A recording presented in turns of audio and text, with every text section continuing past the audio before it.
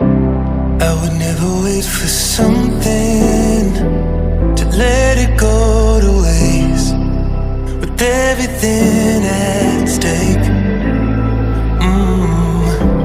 Not that I would take it all back, I just wanna make this thing last.